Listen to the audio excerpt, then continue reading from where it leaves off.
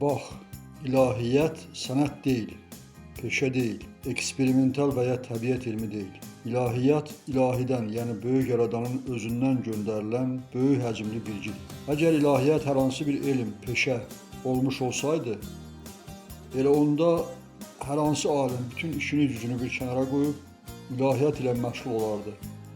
Özündən ilahi deyimli nəsə bir yenilik gətirərdi bu yer üzünə. Bu mümkün olmayıbdır ki, alim də eləyə bilmir. Dərkiyatın özü çətindir. Bir də dönə onu elə özü istəyə ki, nəsə yaradıcılığından tapa gətirə ilahiyyatı. Bu mümkün olmur. Yoxdur belə analog, belə mexanizm yoxdur. Nə qədər dahilər olubdur, olacaqdır da. Bütün bu dahilər heç cürə ilahiyyatı öz incəliyində açıb deyə bilməyib.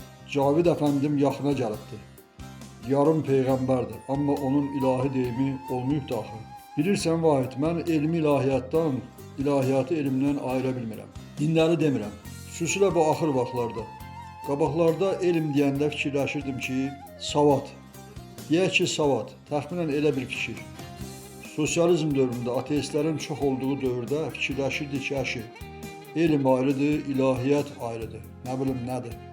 Amma indi görürəm, deyirəm ki, elmi ilahiyyatdan, ilahiyyatı elmdən ayırmaq olmaz. İlahiyyatdır ki, elmdir. Hə, bu vəhdətlik təşkil edir.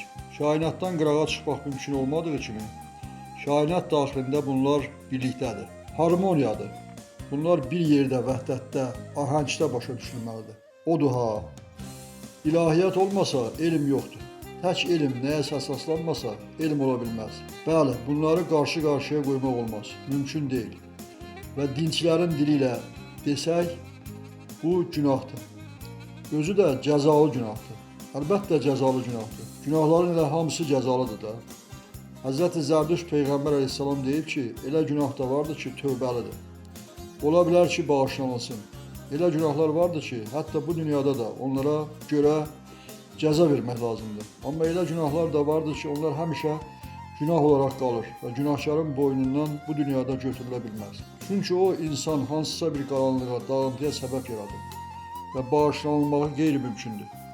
Odur ki, o dünyada o adam cəzanı mütləq çəkəcəkdir ki, təmizlənsin.